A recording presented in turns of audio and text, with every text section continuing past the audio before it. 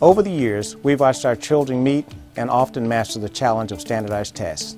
We thank our teachers, parents, and students for the months of planning and studying involved. Now, hundreds of teachers of all grade levels are about to undergo their own evaluation. This is a brand new type of teacher evaluation for the Fort Worth Independent School District, one that promises a payoff in more effective teachers and stronger students. I'm Walter Dansby, Superintendent of Fort Worth Independent School District, and I invite you to watch this video, which explains the Teacher Individual Development and Evaluation Scorecard. It is in progress now at 15 RISE schools, part of our plan to transform leadership as well as learning by observing and coaching teachers to be the best they can be.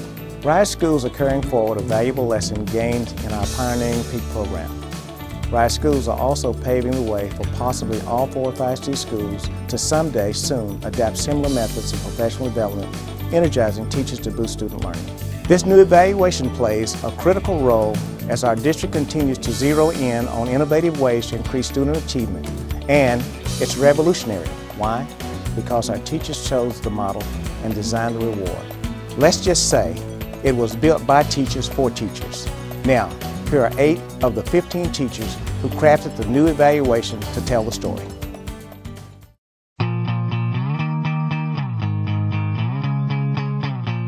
In your takeoff, I asked you to think of a time in your life when you've encountered an acid. Raise your hand if you can tell me an example. You encountered an acid. Because I'm always looking for feedback that I can use to make my lessons better. I'm a co-teacher. I'm used to other people being in the room, so I'm ready. I feel very well prepared. I'm not nervous at all, actually. In the long run, I think it's going to be a great program. Well, good afternoon, and thanks for being here. The TIF Working Committee came together when we asked for volunteers from each of the 15 campuses to represent their campus at meetings where we had 2 major tasks. One was to select the evaluation instrument that would become our teacher ID&E scorecard. Then the second task was to set up our performance-based compensation system. So why did you volunteer? I volunteered because I wanted to make sure that Dunbar High School had a voice. It's not very often that teachers are asked to design teacher compensation. I wanted to be a voice for, I'm all about the lower grades, I'm all about non-tested teachers. We sat in there and brainstormed and put the papers up on the wall and said, this is what teachers want, this is the way teachers should be evaluated, this is what's important to teachers in the Fort Worth ISD, and by golly, that's the way it turned out. So that's probably the most exciting thing for me, is we really had a voice. So you've taken the lessons learned from PEAK and applied them in this model for the TIF grant. This was designed for teachers, by teachers, to ultimately benefit teachers and the students that we serve. Yeah. A lot of the teachers at TIF campuses are curious, what was the process by which we selected the Danielson Framework for Teaching for our teacher ID&E scorecard? We looked at 3 models. The other 2 were a little bit ambiguous in some of the levels. I believe we also chose it because it also incorporated more than one observation, and that was something that we really discussed and felt really adamant about. And what we also wanted to do was reward good teaching. I believe, if I'm correct, the Danielson Framework had more planning. Danielson had more flexibility in its criteria as far as the rubric was concerned. Right. It wasn't just 1 to 3, it was more so you had some room for teachers to actually develop during that time. I think it also gave specific indicators on what is considered basic, what is considered proficient, what is considered advanced, and then there's a space at the bottom. Whatever you're checked for, there's a space that that person that's observing you can write and say what they saw and why they checked that, almost as if they prove why. So the ID&E scorecard, which is based on the Danielson Framework for Teaching, has 4 domains. Planning is domain 1, and domain 2 is classroom environment, domain 3 instruction, and domain 4 professional responsibilities. Out of the 22 components, we're going to be focusing on 13 this year. The 10 that are in domains 2 and 3, because those are observable, and then in the 2 domains that are not directly observable in the classroom, preparation and professional responsibilities, we're focusing on 3 of the components: planning, reflection on teaching, and record keeping. One of the things, remember, that we did not want to reward in the classroom were those teachers that did not plan, they did not put the intricate details involved in creating a great lesson, but yet they were still rewarded when student outcomes came and there was growth. As far as Domain 4 goes, there are two components that are being rated. One is reflecting on teaching. What does that look like? Or how do we know when someone's being reflective on their practice? You think about what went well or what did not go well in your lesson. You use that also in assessing students as well. You know, you use that data to either, again, go back and either reteach or move forward because the student has or has not done well. You brought up the levels of performance, and we have unsatisfactory, basic, proficient, and distinguished. The descriptors of proficient are the hallmarks of good, solid, consistent teaching. So what might we say to teachers who are curious about the distinction between proficient and distinguished? Distinguished is just kind of a place that we visit. We don't always reside in distinguished, even though we do wish to get to that particular town one day. But proficient is that good, solid teaching. I have colleagues that are distinguished in the classroom right there in front of the students. They're very dynamic, personable. I also have colleagues that really have to plan to make the lesson go the way they want. Well, in this framework, they both have a shot at distinguished. Maybe you say, okay, this element this year, I want to make sure that I hit distinguished for this category. That's what I'm reaching for. A consistency, not with every single lesson, because that is impossible. Unsatisfactory isn't just, it's not just you're making a few mistakes, you're damaging students. You don't have to worry about living in unsatisfactory. You should know if you're there. I'm Javier Sanchez, I'm the principal here at Kirkpatrick Middle School. I'm sure the heart's in the right place, but that person who is basic wants to get better. A proficient teacher, I'm going to hire again and again and again. A distinguished teacher is a teacher who is just constantly not settling for anything less than the best. I'm Elida Gonzalez, I'm the principal at W.J. Turner Elementary. It's hard work to be a distinguished teacher, and that's the wow factor. I told my teachers that it's like Clark Kent and Superman. He was Clark Kent most of the time, but in that moment where you needed that extra strength, that extra energy, he becomes Superman. And so Superman is not always Superman.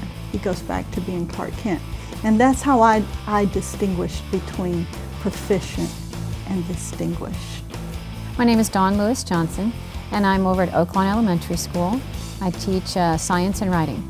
I would say that proficient is an excellent goal to attain.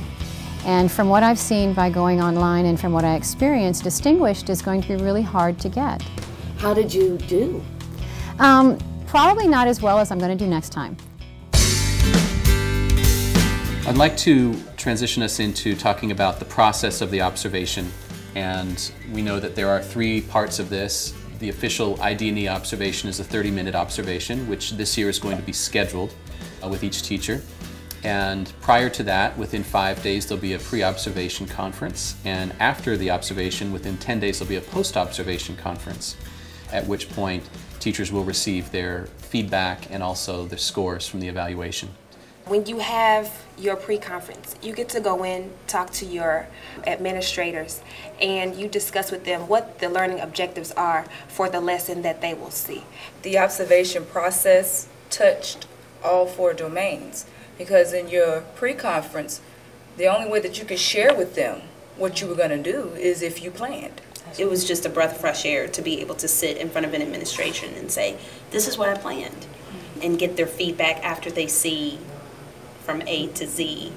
And this is good for the teachers also to go and have these discussions with the administrators about how the lesson went and what you expect, and if you change something, it helps you to grow and you are involved in your own observation. It's so rewarding to see and to have dialogue with the teachers. That's the best part of it. The conversations, the pre-conference, and then the actual observation and seeing them at work.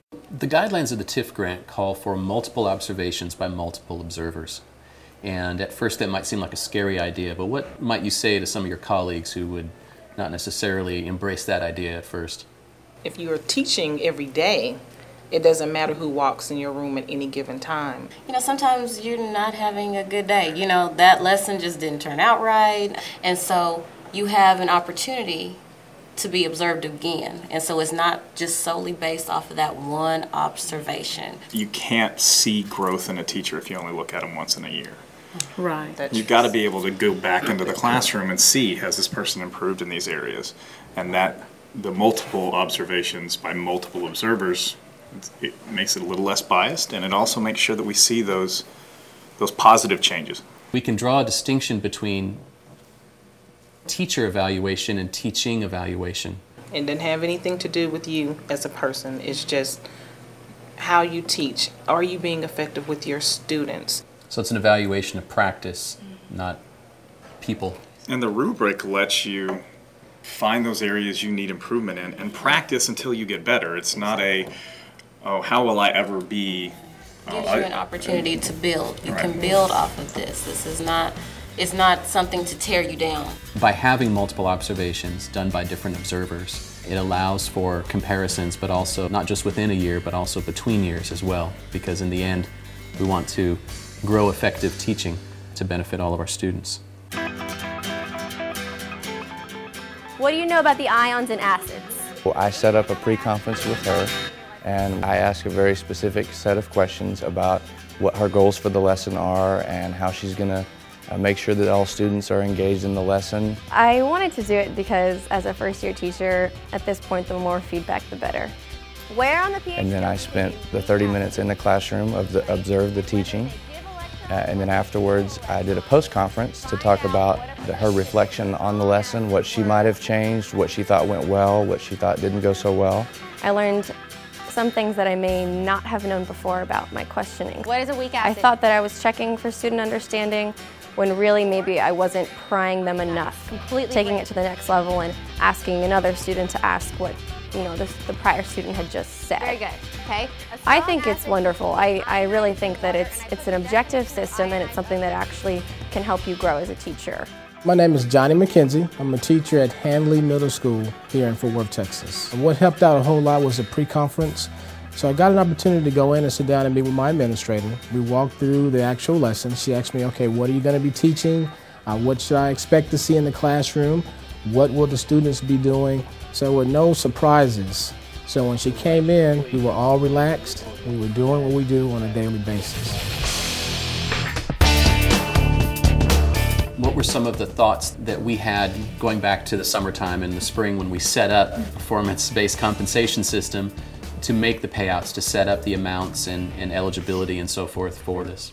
Every teacher makes a difference and plays a part in the lives of the students. And not just tested. And not just tested areas, exactly. We wanted to make sure that all of our colleagues were included in this teacher incentive fund.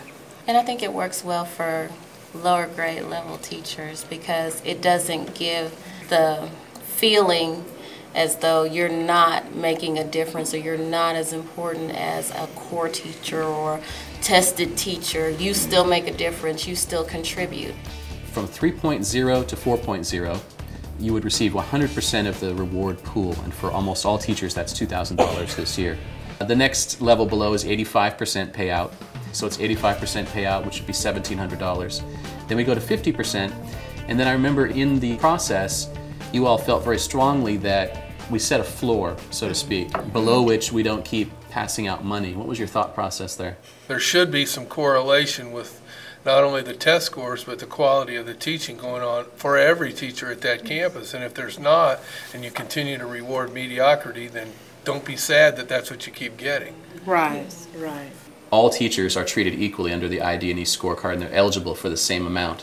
Why did you decide that? Because a teacher is a teacher.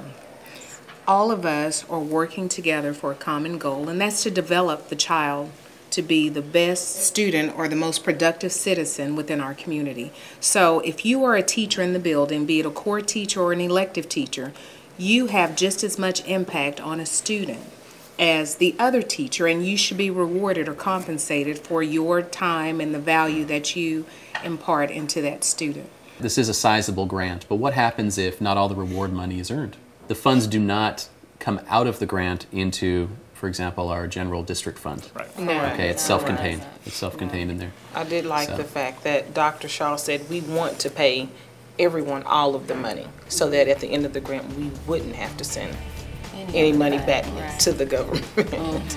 And the government would be the first to say they want you to earn it all as well. So.